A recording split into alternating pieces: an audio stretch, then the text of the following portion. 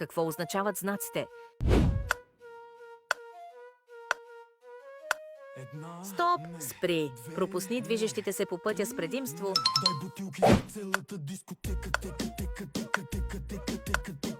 Премини, ако пътя е свободен.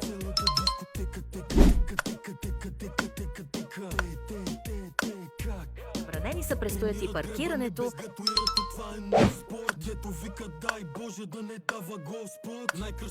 Кръгово движение.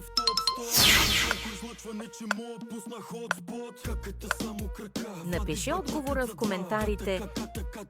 Неуверен си в себе си, несигурен си, страх ли, че ще скъсат на изпита.